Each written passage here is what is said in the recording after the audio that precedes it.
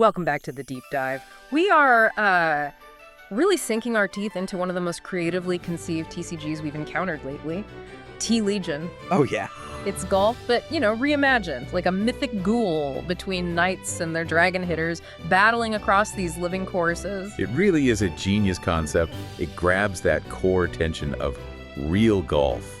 The precision, the risk, the sheer agony when one tiny mistake blows up your hole. Right. And it translates that feeling perfectly into card game mechanics. You've got your land zone. That's where your dragons line up by yardage, putter, all the way out to the big driver. But today, we're zoning in on what feels like the real source of drama in this game. The thing that stops you just like loading up on power and swinging wildly every turn. We're talking about the hazard zone. This is where the bad shots land, where your resources just drain away, and honestly, where winning game can completely fall apart. Absolutely. Yeah. So our mission for this deep dive really is to pick apart how that hazard zone, the bunker, the rough, the water, and that truly terrifying out of bounds, OB, how it all works, as the game's great equalizer. Okay. We need to get how these pitfalls balance out the raw power, force these really complex, costly retrieval decisions, and just inject that nail-biting tension in every single turn. Okay, so just quickly, let's paint the picture of the board again, just for context. You've got the teeing ground, that's where your knight sits, your command center. Permanent. Right, the knight's base. And that knight oversees the lance zone, those 8 slots lined up by yardage where the dragons actually operate. Yep. And lurking right beneath all that structure, all that potential power, is the hazard zone, just waiting for any misstep, any lapse in judgment. It's the ultimate sink for, well, bad shots and overconfidence. Okay, so let's nail down who's actually in danger here. It's primarily the dragons taking the heat, right? The knight seems kind of insulated, like the general back at HQ. That's correct, yeah. The knight is the anchor, the commander giving orders, but it's the dragons who are actually performing the action during the strike and resolve step. That's what puts them at risk of landing in a hazard, a knight. They only have to make a strike roll themselves if the land zone is completely empty. It's a real desperation move, a last resort. Gotcha. And the beauty of it, or maybe the terror, is how all this high-stakes drama often just boils down to a single 1d6 roll. Yeah. Seems like every significant action, whether it's a dragon swinging or a relic being used, that die roll holds the potential for, well, disaster. It's the universal hazard mapping, and that's key. Keeps things consistent. So a roll of 4 on that die maps directly to the bunker. Think of it like hooking the ball left right into the sand. Okay, 4 is bunker. Hook. Then a roll of 5 maps to the rough. That's your slice, sending the shot way right into the thick, nasty grass. 5 is rough, slice. And then there's a roll of 6, the shank. This is the absolute worst swing. Yeah. And it maps to the most severe outcomes. Yeah. Either water or the really, really bad one, out of bounds, OP. The second that 6-up hits the table, the player knows, okay, deep breath, I'm facing a critical failure check right now. Okay, now, you mentioned something. The sources really emphasize the difference between the shot shape roll for dragons and relics and the strike roll for knights. They both use a 1d6, but they trigger hazards differently. Exactly. It's a crucial distinction. Right. Let's tackle the dragons first. When a dragon, or maybe a relic assisting it, activates its ability, it uses what's called the shot shape roll module. Okay, shot shape. How does that turn into a hazard? Well, it's mechanically beautiful, really. It mimics golf physics. Rolls of 4, 5, and 6 directly trigger hazard effects because they represent physical mishits. The hook 4, the slice 5, the shank 6. Yeah. So if the roll's a 4, boom, that dragon card goes straight to the bunker zone. If it's a 5, straight to the rough. If it's that dreaded 6, the system then does a check to see if the result is water or the even worse OB outcome. It's a direct physical consequence of shaping the shot badly. So the dragon literally messes up the swing, sends the ball on its own card into the hazard. But the knight's roll, the strike roll, that's different when they're forced to swing. That's where the sort of discipline or maybe the faction flavor comes in. The knight's strike roll also uses 1/6, representing things like strained, wild, or catastrophic impacts on those 4, 5, and 6 rolls. But these rolls only carry the risk of flipping into a hazard state if the knight's strike actually misses its target or fails some kind of command check. Okay. The knight represents, measured leadership, even in crisis. So their high rolls often get filtered through their legion-specific identity. For example, an Iron Resolve knight, even on a catastrophic failure roll, might still generate some GP. But a Slice Fang knight, on a failure, they might deliberately push more hazard risk onto their own dragons. Wow, okay. So the knight becomes the ultimate embodiment of their legion's whole philosophy. Even their desperation move reflects how they approach risk. But no matter who rolls, that's 6 fun, it brings us back to the ultimate fear. Out of bounds. OB. And we really can't stress this enough. OB is the true graveyard in this game. The sources are crystal clear. OB cards cannot be retrieved. Period. Whoa, hang on. Let's just sit with that for a second. Not just discarded, not just temporarily out of play, but permanent exile for the rest of the match. The entire match. Yeah. In TCG terms, it's basically deleting the card from the game. That dragon is gone. Gone. So if I lose my, say, my main dragon, my big par 5 hitter, the one with the highest YDS, if that goes OB on turn 3, my whole offensive game plan for the next, 20 turns is just crippled. Permanently crippled. Exactly. It completely reframes that simple die roll of 6. It's not just a penalty stroke anymore. It's potentially an existential crisis for your deck's strategy. Yeah. It's why those high-risk, high-reward plays become so incredibly tense. You might activate a powerful technique relic for a massive hit damage boost this turn. But if the Shank check that comes with it sends that crucial unit into OB, well, the long-term cost just massively outweighs any short-term gain. It adds a finality that goes way beyond just putting a card in the discard pile. Okay, so OB is the abyss. We get that. But let's talk about the 3 hazard zones you can potentially recover from. Bunker, rough, and water. Before we get into the nitty-gritty costs, you mentioned an underlying design idea, the penalty stroke mentality. Right. The core design function of these hazards is simple. Interrupt the player's tempo and impose a significant resource drain. The game seems deliberately built to prevent you from just mindlessly spamming attacks turn after turn. It forces you to pause. Exactly. It forces you to spend valuable resources, and we should probably define those quickly, just to get your pieces back on the board and ready to fight again. Good point. Let's lay that groundwork. When we talk about resources and stats being taxed by these hazards, there are 4 key metrics constantly going up and down. What are they, and what do they kind of represent? Yeah, these 4 acronyms are basically the language of strategy in Tee Legion. You've got GP, game points. This is your score, your knight's health. It's the main way you win or lose. Losing GP is like falling behind on the scorecard. It also represents sort of overall morale or composure. Okay, GP is score and health. HT, hit damage. That's your offense, the raw hitting power of your dragons and relics. If a hazard taxes your HD, you're hitting softer next turn. Simple as that. Got it. HD is attack power. DG, dragon guard. Think of this as defense, consistency, maybe even stability or form. Taxing DG makes your dragons more likely to miss hit again, more vulnerable to future hazards. It lowers their guard, literally. DG is defense and consistency. Makes sense. And finally, YDS, yardage. This represents targeting, range, precision. Losing YDS might mean your attack targets a less useful zone on the opponent's board, or maybe its effect is just reduced in scope. Okay, GP, HD, DG, YDS. Score, attack, defense, range. Got it. Now we can actually appreciate what these hazard costs mean. Let's start with the mildest one, the bunker. That's triggered by rolling a 4, the hook. Right, the bunker is the sand trap. You need that precise wedge shot to get out. So the cost theme here is mainly stat-focused strain. It's about precision. Retrieval typically hits you with a mild AGG Dragon Guard tax, maybe say -10 DG. Okay. Or sometimes it might force you to discard 1 relic card from your hand. The source material describes bunker retrieval as steady but not free. It's a setback, yeah, but mostly it just slightly dings your consistency for the next shot. So paying that -10 DG to get my dragon out of the bunker means it might be a bit more prone to slicing or shanking its next swing because its guard is down. It's subtle, but it lingers. Exactly right. It's a persistent little punishment. Then we move up the ladder to the rough, triggered by rolling a 5, the slice. This is that tall, tangled grass. It represents needing real effort, maybe some brute force, to hack the ball out. Okay, sounds tougher. And the cost theme reflects that. It shifts dramatically to mixed tempo loss and significant resource drain. And what does significant look like in game terms? What are we paying? Well, the penalties here usually involve a pretty hefty resource tax. Often it's specified something like -100 GP, game points. Ouch! Yeah, direct hit to your score. Plus, often there's a relevant stat cut on top of that, maybe a chunk of HD or DG, depending on which dragon it was. The description for rough retrieval is simply chaotic. Chaotic, I like that. You're not just recovering, you're actively sacrificing your overall score, your game position, just to get that unit back. I mean, if the game is scored out of, say, 1,000 GP, losing 100 GP flat out just to retrieve 1 dragon, that's a huge hit to your resilience right there. Yeah, that makes the rough a genuine strategic disruption, not just a minor inconvenience. Okay, and finally, the most severe mistake you can possibly recover from. Water. Triggered by that shank roll of 6, assuming it doesn't result in OB. This is the big splash, the definite penalty stroke in golf terms. The cost theme here is, appropriately, severe punishment.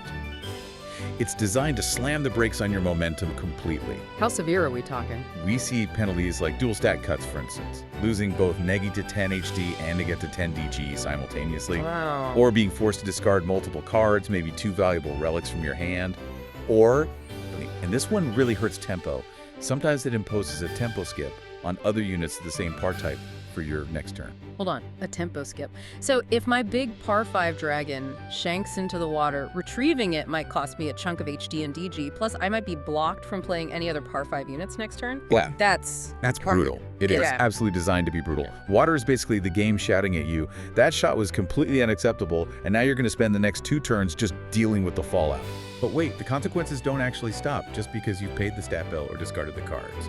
Regardless of which hazard you just escaped from, bunker, rough, or water, there's one universal rule that always kicks in: the retrieval engine and exhaustion rule. Ah, yes. This sounds like the critical tempo penalty.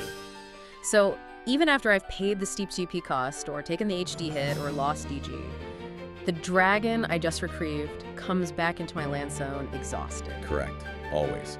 Exhaustion means the dragon cannot perform a strike this turn. Period. This is the universal tempo tax applied to all successful hazard retrieval. Okay. You managed to save your unit from being lost, maybe even permanently lost to OB, but you bought it safety with your current turn's offensive momentum. You essentially locked yourself into playing defense or setting up for the next turn, no matter how many powerful cards you have in hand right now. It cleverly prevents players from just paying a small fee and immediately reusing their strongest hitters again and again. Right, so paying those retrieval costs is always painful, always costs you a turn's action from that unit because of exhaustion. It makes sense then that players would heavily rely on the relic zone to try and soften that blow, or maybe even enable retrievals that would otherwise be impossible. Exactly. Relics are your strategic arsenal, your toolbox for preventing a total board collapse when things go wrong. Like your golf bag. Precisely. Think of relics as the specific tools, the sand wedge, the lob wedge, but also things representing knowledge, form, reading the course. They become absolutely essential for managing hazards, especially if you have, say, a disastrous turn where 3 or 4 of your dragons end up in the rough after a bad command roll. Yeah, I can see that. And what's really smart about the design here, something the sources highlight, Yep. is how they stick to a universal cost standard. That seems like it avoids a common TCG pitfall, where every single recovery card has its own unique, complex paragraph of rules text. Oh, absolutely. It's a huge design win. Yeah. The commitment seems to be, individual relic cards don't print custom extraction rules. They simply state something like, apply hazard keyword retrieval costs. Okay. This forces players to actually learn and master the core difficulty and costs associated with each type of hazard, bunker, rough, water, rather than trying to memorize rules text on thousands of potential unique cards. So if I play a relic that says, retrieve from rough, I know immediately I'm dealing with that standard manage 100 GP plus some stat cut framework. The card's specific name doesn't change that basic cost structure. That keeps the complexity focused where it should be, on when you choose to play a relic and which type of relic is best for the situation, rather than constantly looking up what the specific cost is going to be this time. It standardizes the bill, exactly. But how you choose to pay that bill, or maybe more accurately, the way you try to mitigate or manage that cost, that's defined by the 5 specialists. These are the 5 distinct subclasses of relics that can perform retrieval. And each one reflects a genuinely different, sort of authentic golfing approach to handling a crisis. Okay, the 5 specialists, let's quickly list them out because I know we're going to dive deeper into their specific roles next. We've got gear retrieval, right? Like clubs. Yep, gear retrieval, think tools, wedges, irons. Then there's swing retrieval, focusing on correcting your form. Okay. Course retrieval, which is more about environmental help, like a lucky bounce. Technique retrieval, which sounds like the high-risk clutch shot. The gamble. Definitely the gamble. And finally, caddy retrieval, representing guidance, support, keeping your cool. Gear, swing, course technique, caddy. And these 5 subclasses provide different strategic paths for managing hazards. You can lean on precision tools, gear, try to maintain mental fortitude, caddy, fix your fiscal swing flaws, swing, hope for a bit of environmental luck, or just go for broke with a massive risk for a massive save technique. And crucially, looking at the notes, these subclasses aren't just different in flavor text. They're mechanically distinct based on which stats, GP, HD, DG, YDS they tend to interact with, and importantly, which class of dragon unit, par 3, par 4, or the big par 5s, they're actually capable of rescuing. That class distinction is absolutely vital. We got to remember, par 5 dragons are generally the powerhouse units. Your drivers, your woods, high YDS, high HD potential. They're kind of like your deck's boss monsters. Right. Whereas par 3 and par 4 dragons are more like your utility players, your support crew, putters, wedges, mid-irons. They focus more on consistency, control, setting things up. So naturally, the most dangerous high-stakes retrieval attempts are always going to center on trying to save those critical par 5 dragons when they get into trouble. Okay, let's start connecting these dots then. Say I've got a dragon that hooked into the bunker roll of 4. I draw a gear retrieval relic card. What's the strategic thinking there? What am I trading off? Right, gear retrieval is all about the tools, the precision, Yeah. executing that perfect sandwich shot. So logically, its stat focuses on execution, YDS and HD, distance and power trade-offs. Makes sense. Gear relics often help you minimize the standard DG or GP costs associated with bunker retrieval, Yeah. but they might impose, say, a temporary YDS reduction on the dragon you just saved. Yeah. Because, you had to use a specialized, maybe shorter range tool to Right. get it out cleanly. And the notes explicitly say gear relics never touch GP directly. Which fits, right? The quality of your wedge doesn't really affect your knight's overall morale score. Exactly. That flavor consistency is really nice. Gear is reliable, it's tool-based, it's designed for the common, manageable problems. And because of that focus, gear retrieval relics are generally capped. They can only retrieve par 3 or par 4 dragons. You're not typically using a sand wedge to try and rescue your driver from the middle of a lake. It just doesn't fit. Gotcha. Okay, next up, swing retrieval. This sounds more internal, like fixing your form, finding your rhythm after a bad shot. How does that translate statistically? Well, if it's about form and rhythm, then DG, Dragon Guard, has to be the anchor stat here. It reflects that need for consistency, control, correcting the error mid-flight, metaphorically speaking. Right. So swing retrieval relics will often maybe restore a small amount of DG when you successfully use them, or they might pair a necessary DG cost with some YDS adjustments. The idea is helping the dragon recover its stability. They generally stay away from messing with raw HD. It's about fixing the swing, not just hitting harder. So if my dragon's DG stat has taken a beating and it keeps rolling 4s and 5s, ending up in hazards all the time, maybe a swing retrieval relic is my best bet for getting its consistency back long term. That's precisely the strategic niche. But just like gear, swing retrieval is also typically capped at rescuing par 3-4 dragons. You're smoothly chipping out of trouble, maintaining your tempo, but you're not attempting those heroic high-risk saves for your biggest hitters. Okay. Then we shift gears to course retrieval. This one sounds like relying on something external, maybe a lucky bounce off a tree or finding your ball sitting up nicely in the rough. Exactly. It's about the environment lending a hand. So the anchor stat has to be GP, game points. Ah, morale and tempo. Right. It reflects your knight's morale boost from getting a lucky break, or maybe the tempo gain. Course relics often pair that GP interaction with YDS or maybe DG adjustments. They represent the battlefield itself helping you out. It's usually a one-time kind of macro-level rescue effect. For example, using a course relic might cost you, say, -50 GP up front, but it lets the dragon come back without paying the full standard hazard cost for rough or water. That sounds like a potentially powerful way to manage that GP bleeding you get from multiple trips to the rough or water, especially mid-game. It can be, absolutely, because it often lets you sidestep the direct physical stat, drain the HD or DG cuts that other methods might impose. However, once again, course retrieval usually avoids direct HD manipulation, and critically, it's also strictly capped at retrieving par 3-4 dragons. The course might forgive a smaller mistake, but it's not going to miraculously save your driver from the bottom of the ocean. Right, okay. Moving on to the one that sounds the safest. Caddy retrieval. This is about guidance, composure, having that support. What stats are key here? With caddy retrieval, the primary focus is squarely on DG and GP defense and the knight's composure or morale.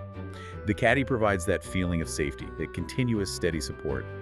They're excellent for smoothing out variance, reducing the odds of those wild swings, especially in a close match. So the caddy is kind of the ultimate risk mitigation tool. It doesn't necessarily give you a huge boost, but it makes the whole retrieval process less likely to end in another disaster, like rolling another shank 6 during the recovery attempt. That's a great way to put it. That's the strategic function. They help stabilize the situation, reduce the chance of immediate refailure. But, importantly, they are also generally capped, usually at retrieving up to par 4 dragons. And crucially, even with your caddy whispering advice, retrieval is still not risk-free. A shank roll of 6 can still happen and lead to catastrophe, but the caddy helps mitigate the likelihood of that initial hazard sticking or worsening. Okay. And that perfectly sets up the last one. The subclass designed specifically to break those par caps and stare that ultimate risk right in the face. Technique retrieval. The clutch gambit. Technique is where the game asks, how much are you willing to bet? It is the absolute definition of risk versus reward. Its stat focus is typically on big, sudden HD and YDS bursts, massive power or range gains. But these come attached to extreme penalties, usually hitting your GP hard. It's the high power, high stakes, go for broke recovery move. And what makes this one so unique, so different from the others? It is the only subclass in the game, based on the sources, that can even attempt to retrieve par 5 dragons. The only one. So if your crucial 300 YDS driver drag, the cornerstone of your offense, ends up in the water, and the game is tight, you have to look towards technique retrieval. There's no other option for getting it back. There's a catch, a big one. Oh, a massive one. This retrieval attempt itself is incredibly volatile. It mirrors that desperate, almost uncontrolled hack trying to get a ball out of deep, impossible trouble in real golf. And because of that volatility, if you fail the technique's own activation roll, specifically, if you roll a shank during the technique check itself, the result can be immediate OB failure. Whoa. Let's just walk through that. My best dragon, my par 5 powerhouse, is sitting in the water hazard. I play my one technique relic card that could save it. If I succeed on the roll, maybe I lose 200 GP, but phew, my boss monster is back on the board, exhausted but alive. But if I roll a 6 on that technique check... Poof, that dragon is gone, vanished, permanently exiled to out of bounds, no second chances. The game forces this incredibly tough decision. Do you accept the guaranteed loss of tempo and resources by just leaving your best unit stranded in the hazard, maybe try to win without it? Or do you risk its absolute permanent deletion for that one shot at recovering your most vital offensive piece? Technique retrieval ensures that having those super high power units always comes with a significant inherent strategic liability. We've clearly established hazards are this great equalizer, this source of tension for everyone. But what really makes it pop, I think, is how the two main factions, the Legion's Slicefang and Iron Resolve, interact with this whole danger zone differently. It actually amplifies their faction identities. Oh, absolutely. It's fundamental to how they feel distinct. The way they approach hazard risk defines their core strategy. Let's take Slicefang first. They're framed as the Rogue Chaos Legion. Their whole deal is built on embracing variance, riding the edge. Yeah, their philosophy seems pretty straightforward. Push your luck, take the risky lines, aim for those super high ceilings, even if it means flirting with hooks and slices constantly. They want to play fast, aggressive, high-damage golf. Exactly. So, logically, their direct interactions with the hazard zone reflect that acceptance of even leaning into chaos. They often have cards or abilities that specifically make water cheaper to retrieve from. Interesting. It actually encourages Slicefang players to risk that splash, to maybe even aim near the water, knowing the recovery cost is slightly less punishing for them, helping them maintain aggressive momentum. And their technique relics. They often come preloaded with higher chances of OB failure, but offer truly massive HD or YDS gains if they succeed. They're just comfortable living in that chaotic space, betting that their offensive firepower will win the game before the inevitable attrition from hazards catches up. It sounds almost like a classic aggro deck strategy translated to golf. If I can hit hard enough and fast enough, I can afford to lose a few pieces along the way to the hazards. That's a perfect analogy. Their goal is relentless pressure. Now, contrast that sharply with Iron Resolve. They're presented as the Monk Resolve Legion. Their philosophy is the polar opposite. Hold the line, play the long game, focus on attrition, defense, and highly disciplined, safe recovery. They definitely sound like the control deck archetype of Tee Legion. Patient, resilient. And they are explicitly called bunker specialists. They actually thrive in the grinding, resource management environment created by hazards. They frequently have abilities that allow them to recover a small amount of GP on a successful retrieval. Oh, wow. Yeah, essentially turning crisis management into a minor resource gain for them. Their recovery methods, their relics, are designed to be safer, less volatile. They focus on sustaining the fight by shoring up DG and managing GP, rather than going for those risky, game-winning damage spikes that Slicefang loves. And this fundamental difference in philosophy, it even filters down to how their knights handle that ultimate desperation move, the strike roll, when the lance zone is totally empty. It's another perfect piece of flavor translation. Slice Fang Knights. Their strike rolls are highly volatile.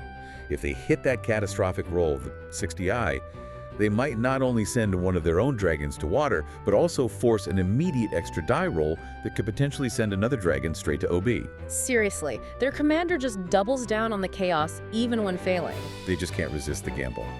The Slice Fang commander embodies maximum risk even in collapse. It's chaos dictated from the very top down.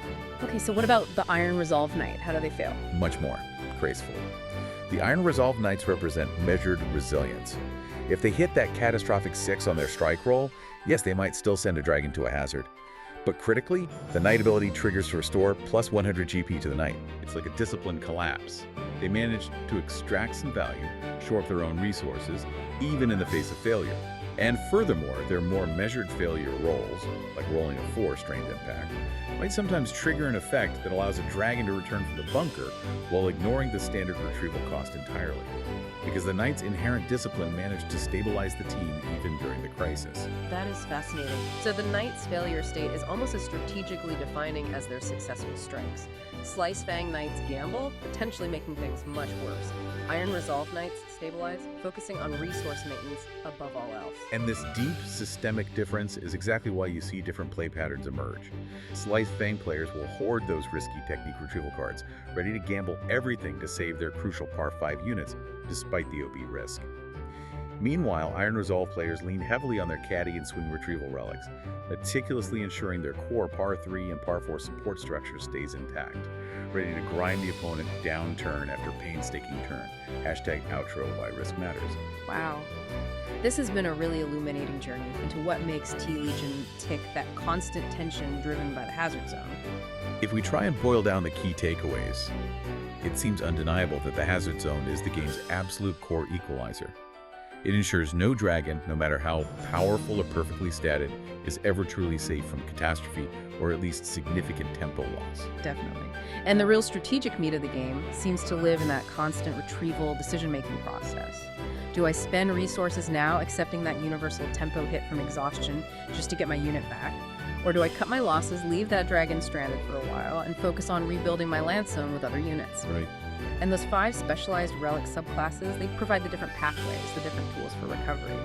But every single one demands some kind of cost calculation, rooted in those 4 core stats we talked about: GP, HD, DG, YDS. Yeah, choosing between using a gear relic, focusing on execution, versus a course relic, hoping for environmental forgiveness. That's the difference between investing in mechanical precision versus banking on morale.